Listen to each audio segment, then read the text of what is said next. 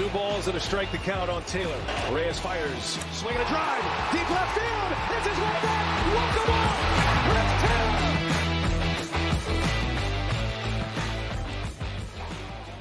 What's up, everyone? Welcome into DodgerHeads, presented by DodgerBlue.com. My name is Jeff Spiegel, joined today by Matt Moreno. Matt, circling back to a report that came out right around when Chris Taylor signed, a lot of news at that moment, so this kind of got lost in the shuffle. But there was a report from Ken Rosenthal that Chris Taylor, who signed a 4-year, $60 million contract with the Dodgers, also has a $12 million team option for 2026 with a $4 million buyout.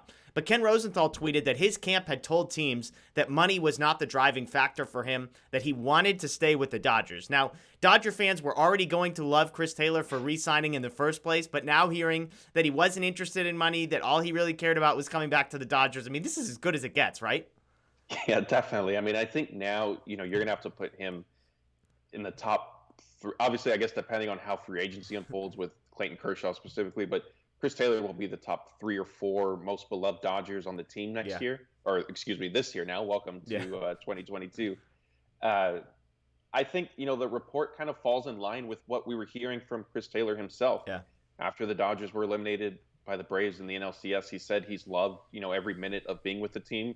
He obviously also added the caveat that he doesn't know what will happen. Free agency is a two-way street. And I think, you and I and probably Daniel thought all along that Chris Taylor was likely to re-sign. Yeah.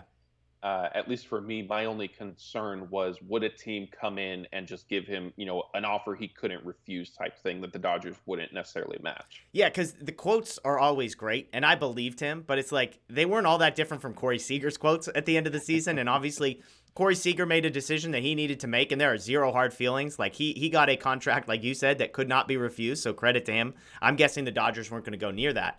But what I love about the Chris Taylor stuff is that it kind of confirms something we've been talking about, which is most guys view the utility role as sort of a negative. Like, oh, I want to go somewhere where I could just play one position.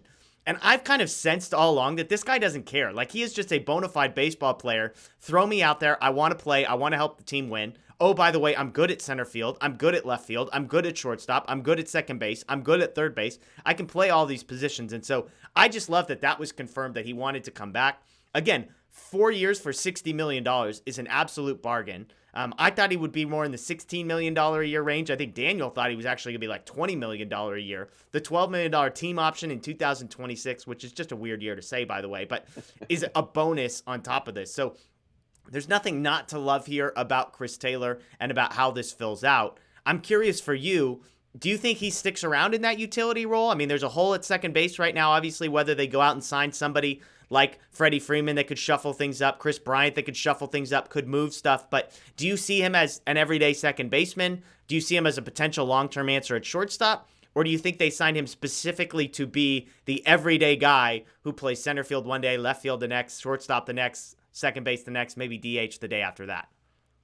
Yeah, I think he's definitely going to be kept in the utility role. I think he's too valuable to take him out of that. And I guess the only way that could potentially change is if maybe Zach McKinstry becomes the utility player the Dodgers envisioned last year. Maybe Gavin Lux gets transitioned into that role and really takes off. But short of that, I think Chris Taylor, like you just said, he plays basically elite defense at several positions. He hits well.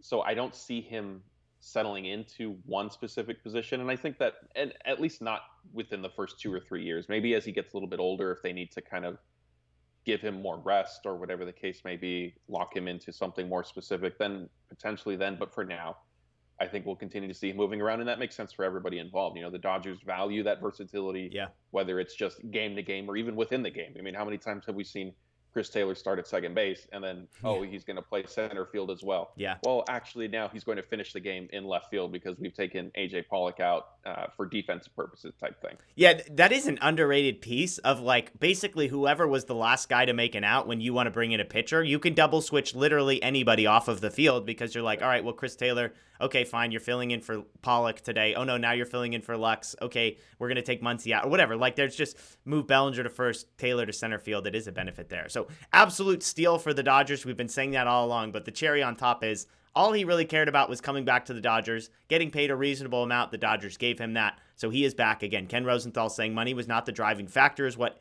Taylor's camp was telling other teams he just simply wanted to be back in LA, and here he is. He's back for at least 4 more years, possibly 5, and who knows beyond that. So let us know what you think below about this story. Like Matt said, I think this elevates him in the Dodger pantheon of guys that are the most beloved players on the team. I think Chris Taylor saying, I want to be here and I don't care about the money, that won't hurt at all. That's Matt Moreno. My name's Jeff Spiegel. We appreciate you joining us. Check out DodgerBlue.com for all the latest Dodger Blue 1958 on social media everywhere. And of course, here on YouTube, click subscribe, ring the notification bell. We'd very much appreciate it. Enjoy the rest of your day. We'll see you next time.